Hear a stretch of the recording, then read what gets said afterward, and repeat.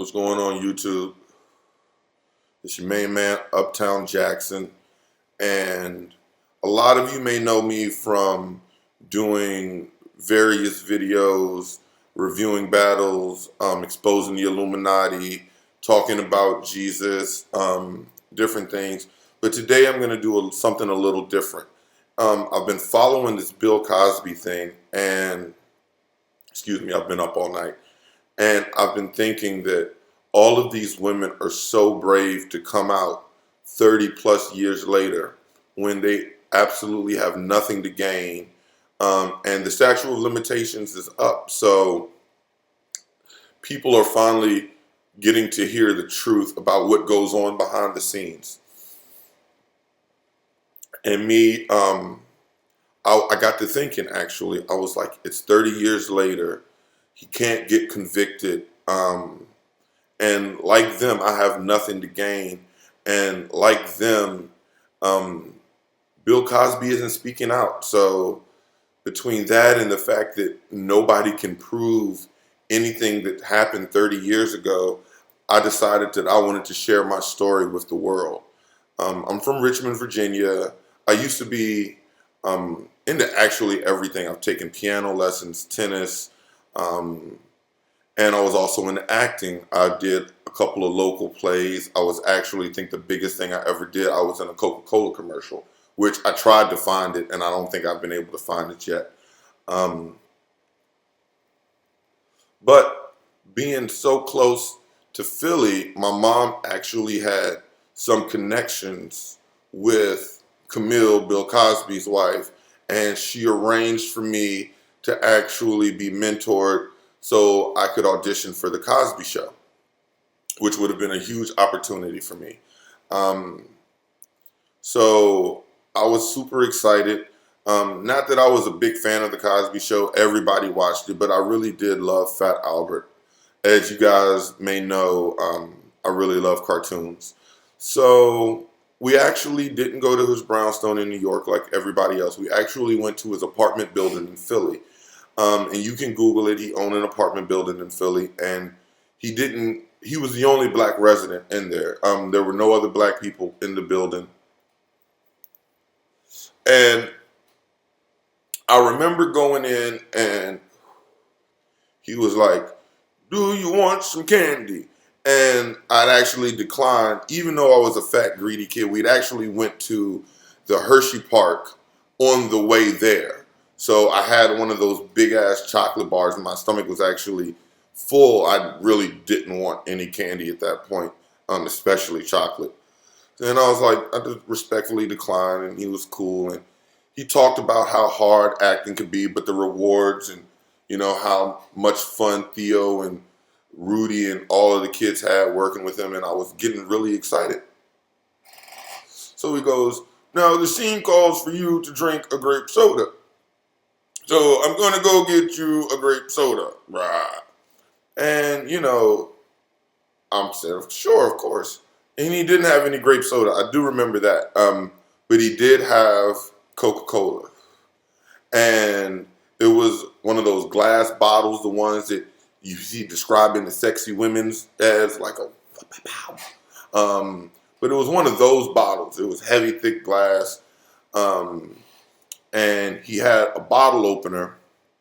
And I remember it was weird because as he turned, the cap fell off, and he realized that he didn't need the bottle opener. I was like, why does he need the bottle opener if the cap fell off when he turned?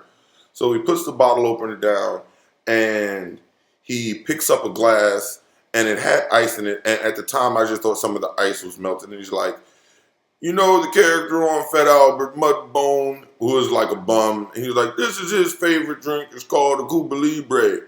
And he took a little lime and he squeezed it in there, and then he poured the Coke in the glass, and he's like, "Now I want you to drink this." And so basically he explained it. I was going to drink this because it was weird in the scene to have a full Coke if I was actually, already drinking something in the scene. So I took a little sip, and as soon as my lips hit the glass, I started feeling funny. And I was a chubby little kid, so And I had never felt like this before. So, I was feeling rumbling in my tummy for all the chocolate. And Bill Cosby started talking about how, you know, all of the boys on his show were all super slim and fit. And I was the first one that he had seen that actually had curves. And, he started feeling me on my little boy chest. And he was like, this is actually like, being with a small titted woman. And I didn't know what he meant. And then he actually unzipped my pants. And this is where it got weird. So I got up and I was like, no, Mr. Cosby, I don't think this is right. And I ran for the door. But because my pants were already unzipped, they fell down around my ankles. So I got like 3 steps off the couch and I fell face down on the floor. And he was like, how did you know I like the anal, little boy? And I didn't know what he was talking about. And then everything went fuzzy. Um, what was really weird is when I came to, I remember my booty hole hurting, but I was shitting, I guess because it was primed open. And I was throwing up, I guess, from the alcohol and the Mickey Mouse that he gave me. But what was weird is because I was hunched over the toilet, I was actually throwing up in the toilet and shitting in the trash can. And he was looming over me in this white robe. And I remember the mop, and the strings on the mop were all white. I mean, all white at first. And he was complaining that, this was the last time that he fucked a little boy, especially after eating all of that chocolate. And just imagine if it was pudding, then it would have been all runny. But yeah, so I don't remember anything of that evening except for the fact that I went there because of the audition.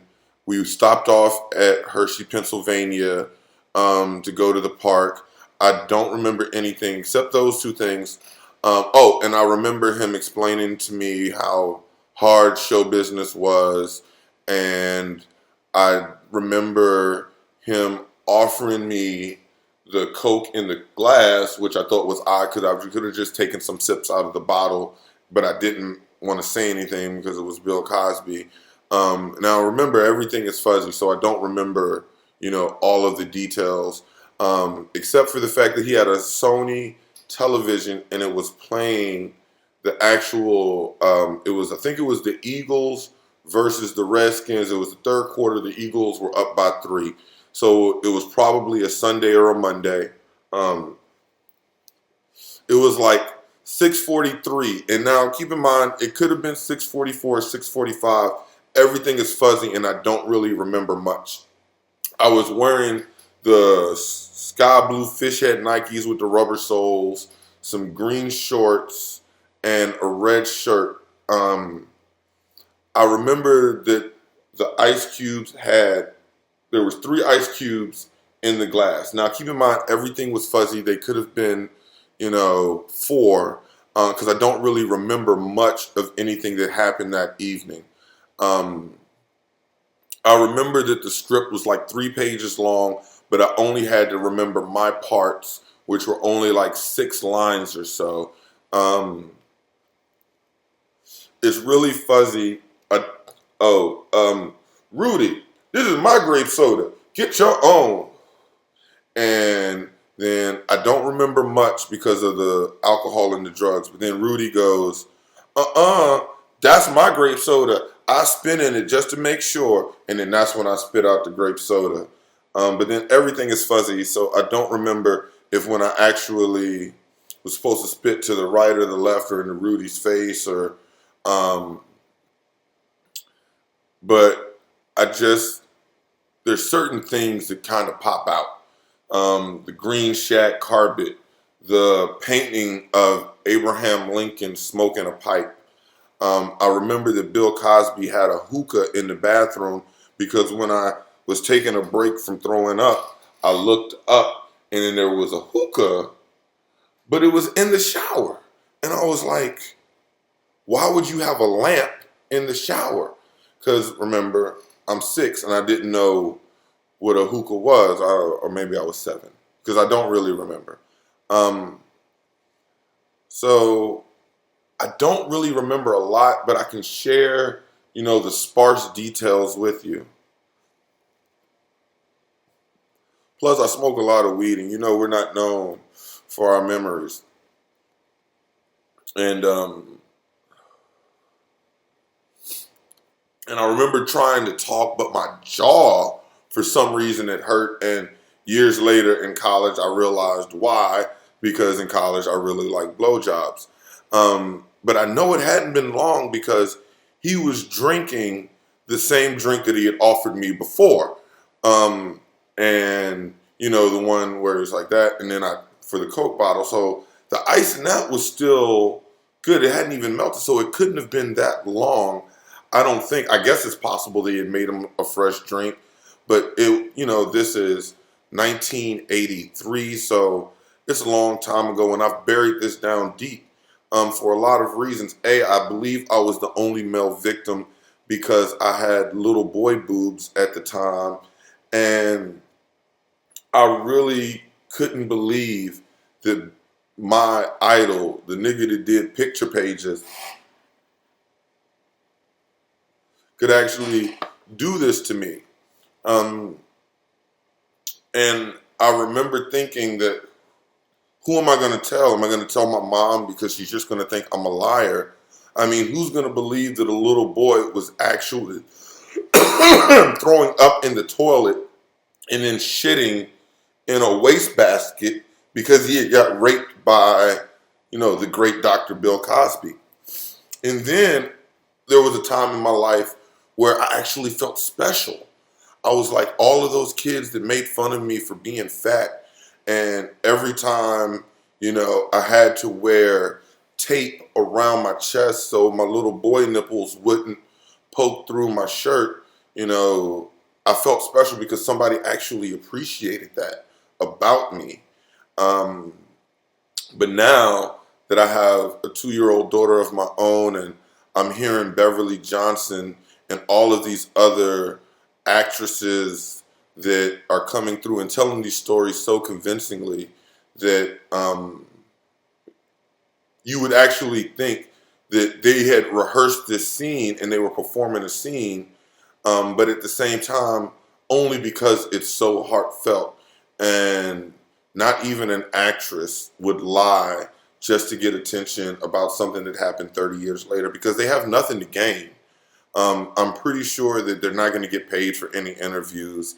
If anybody makes a story about it, like, they'll probably be just one of the countless women, so they won't get royalty off of that. And honestly, I believe that Hannibal Buress didn't mean to bring this to light when he did a small show in Philly, which is where, Bill Cosby is from, so it was actually topical, and he made a small joke.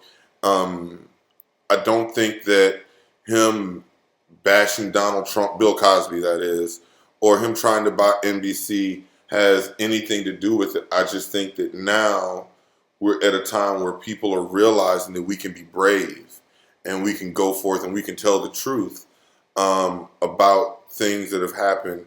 And I honestly think that now is the time. Bill Cosby, you can answer if you want, but you're worth $400 million. You have a team of lawyers that have probably advised you not to speak on the situation. And I guess when you're worth that amount of money, you would listen to your lawyers and your advisors. I'm not worth that amount of money. And if somebody called me a rapist, I pretty much would probably be very quick to defend myself. And despite what my lawyers or any of my counsel told me to do. So, if you want to ignore, people that you pay, I, like these countless other victims, have nothing to gain. By no means would I like you to follow me on Twitter at Uptown Jackson or on Facebook, Uptown Jackson. please do not subscribe to our channel, where we're going to do lots of comedy and satirical videos. And then we're also going to do informative videos like this. If you're into battle rap, we do great reviews. But don't, by no means, subscribe to our channel, because I don't want to use this platform to tell my story as any way for any type of gain. I just want you to realize that when you see overweight little boys with man boobs or little boy boobs, that they're targets, and they're easily susceptible because they like goodies and treats. So I want you to educate all of the overweight little boys that it's okay to be fat, and you probably won't get diabetes until you're older. But the real danger is that there are men who can't distinguish little boy boobs from lady boobs, and that the powerful and elite in Hollywood are a perverted bunch.